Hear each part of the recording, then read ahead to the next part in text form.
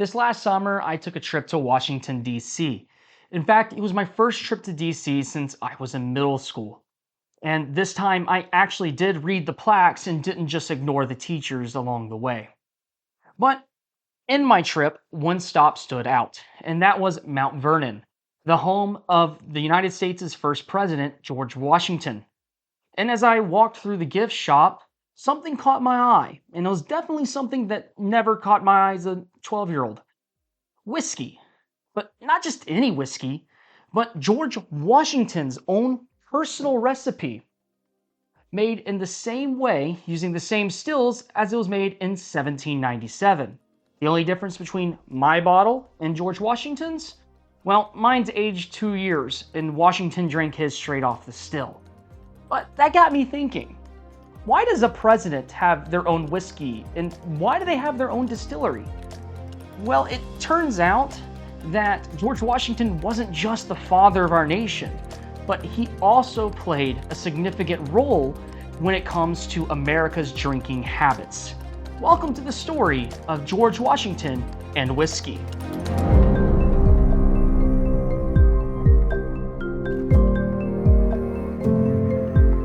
So let's take a journey back to the 18th century, when distilled spirits were woven into the fabric of colonial life, fueling economies, shaping social customs, and even influencing the course of history. In this era, rum reigned supreme, a staple in every tavern and household. Yet by the end of the century, whiskey had emerged as America's spirit of choice. This transformation unfolded during George Washington's lifetime, and he was no mere bystander. As a young man, he visited the home of rum, where he drank with society's elites. As a general, he rationed rum and whiskey to his troops. As president, he changed how the country saw taverns and advocated for less alcoholism. And during his retirement, he built one of the largest distilleries in the new nation. Join me as we explore how Washington's complex relationship with alcohol mirrored and molded the birth of America itself. In 1751, 19-year-old George Washington and his brother Lawrence embarked on a journey to Barbados, an experience that profoundly influenced the young Virginian. Stepping onto the Caribbean island, they entered a world dominated by sugar and rum. Since the 1650s, Barbados' economy had revolved around sugarcane plantations, which produced not only sugar, but also a potent new spirit known as Kill Devil, or rum. By the 18th century, rum had become the most popular spirit across the Americas, and Barbados' rum was celebrated for its unmatched strength and quality. Its rich flavor, distilled from the island's molasses, made it a prized commodity in colonial ports from Boston to London.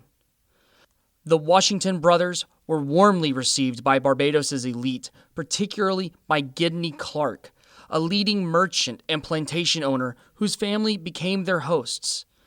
At Clark's estate, George attended formal dinners with the island's most powerful figures.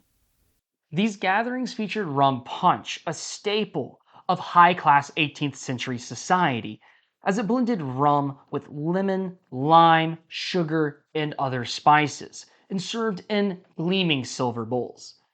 Though Washington's diary never explicitly mentions rum, it's inconceivable that he did not partake in this iconic drink, as rum was a symbol of Barbados' wealth.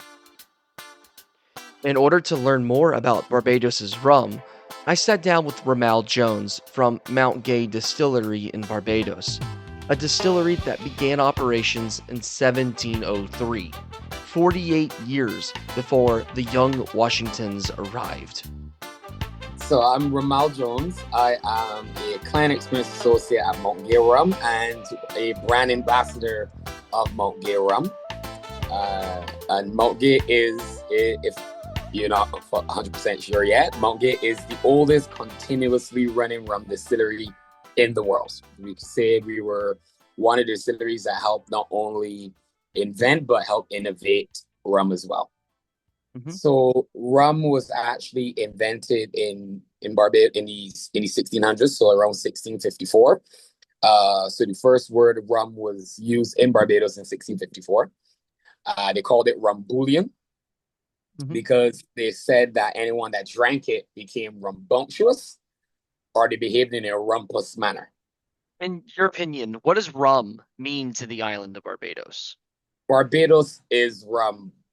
Barbados not only being the birthplace of rum and the innovations of it, we rum is what we do on a daily basis.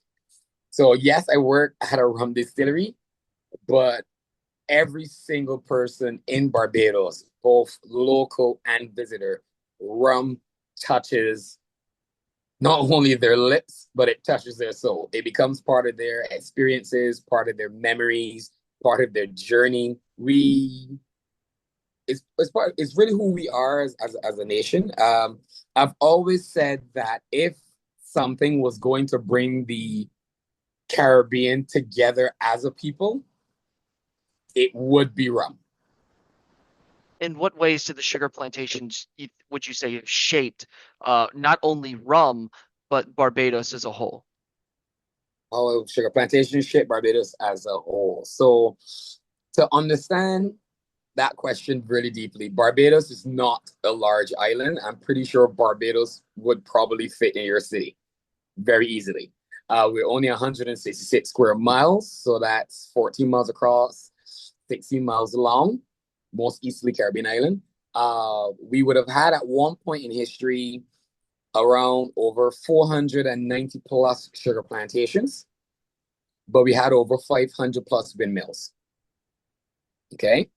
So when sugarcane was introduced to the Caribbean, I think around the 1600s, around 1650s. And because of that, plantations grew. And then Barbados then became the first major monocropping producers of sugarcane in the Caribbean. And with that, you would have found the island's fortunes changing. What are some traditions that reach back all the way into the 18th century, such as maybe like balls or readings or uh, ways that rum would have influenced how people meet and talk with each other, if that makes any sense? Yes, it does. So culturally, what we have on Barbados is something called a rum shop, and rum shops date way back. It's what it is essentially is a smash up of both a bar, a corner store, and a restaurant. Right? So it is usually what's in the community. And if you wanted to get canned goods, dishwashing liquid, those kind of things, they're there. If you wanted to get an alcoholic beverage, it serves bottles. If you want to get a bite to eat, it has that as well. And those were the cornerstones of a Barbados community. So in the Barbados community, there are one or two, the church and the rum shop. It, I know what the answer is going to be, but do you believe that George Washington experienced Barbados rum while he was in Barbados? Oh, most definitely. Most definitely. I have read, I have heard many stories of him bringing his brother down to Barbados because he was very ill. I can't remember the illness that he had at the time. Thought the a different environment, cleaner air would have helped his brother recover and gotten a little better. It did not, but um, Barbados is that kind of a place that realistically paradise is the Caribbean. It's paradise. When you come, the culture, the people, the food, it will leave an impression on you that you will never shake. So knowing that he would have come, he would have experienced what at the time could have been stated to be the best rum in the Caribbean, and I'm as a Barbarian, I'm telling you, the best rum in the Caribbean. Um, it would have left a lasting impression on him. So I have read that he would have commissioned Barbados rum for his inauguration, and Mount Gay rum at the time still being one of the top brands on the island. I could you one could assume Mount Gay rum would have been served at his inaugurations. Whether he would have gotten others on island, Mount Gay rum would have been one of them that he would have served. So, I mean, I had this lined up, but I just want a clear answer from you. Do you believe that George Washington drank Mount Gay rum? Yes. That, I could believe he would have drunk Mount Gay rum for sure. These experiences likely solidified his preference for Barbados's rum, a taste he carried forward, as seen when he ordered a barrel of the island's finest for his 1789 presidential inauguration. Yet, this wealth concealed a brutal truth. Barbados was a central hub of the transatlantic slave trade. Its sugar and rum economy was built on enslaved African labor. In 1751, enslaved people outnumbered free Europeans 3-1, a stark contrast to Virginia's more even population split. Washington, a slaveholder himself, surely observed the plantations where enslaved workers toiled, cutting cane and boiling molasses under grueling conditions.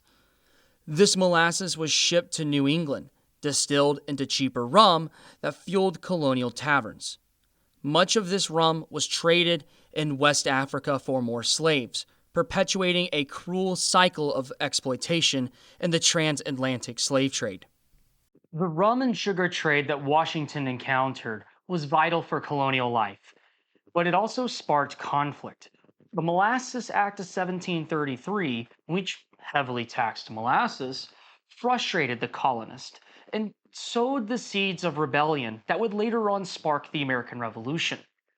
And returning to Virginia, Washington carried a taste for rum that would shape his role in a colonial world, where rum was not only a custom, but also a tool for influence. Returning to Mount Vernon in early 1752, George Washington resumed his life as a surveyor. By the year's end, he was a colonel in the Virginia militia, commanding troops in the French and Indian War. It was here, amid the rugged Virginia frontier, that Washington's relationship with rum deepened, as he integrated the spirit into military life, a practice that mirrored colonial customs. In August of 1756, Colonel Washington issued rum to his soldiers, but not merely as a treat, but as a deliberate tool to reward good behavior, boost morale, and spur on hard work. Rum was believed to fortify soldiers against the cold, help sustain them on long marches, and foster camaraderie within the camp. This is a sentiment that the colonials had as they saw alcohol as both medicine and motivator. It was not just Washington that supplied his men with rum, but William Bacon, a captain in the French and Indian War, was notorious for prioritizing the shipments of rum over other duties. Yet this came with risks. Excessive drinking often led to disorder, testing Washington's discipline. During the mid-18th century, rum was immensely popular and consumed daily for various reasons. Most domestic rum was distilled in New England, with 90% consumed locally. Rum was drunk from morning to evening by adults and children, either straight or mixed with waters or fruit. John Adams famously started his mornings with alcoholic cider, a common ritual at the time. It was believed that giving workers spirits would boost their work ethic, a sentiment Washington also shared. As J.W. Rarborough noted in his book, The Alcoholic Republic, they, quote, drank from the crack of dawn to the crack of dawn. Beyond the battlefield, Washington wielded rum strategically. In 1766, he instructed a ship captain to trade an unruly slave to the Caribbean for the finest rum available, a chilling reflection of the transatlantic slave trade norms of the time. More notably, in 1757, Washington campaigned for the Virginia Assembly, determined to avoid his prior election loss. In order to do so, he ordered 144 gallons of rum and spirits that would be issued to the polling stations, where he would hand it out to voters going into said stations. By doing so, he swayed the voters and won his first political seat. This was a common yet controversial tactic of the era. Yet rum's colonial reign faced challenges.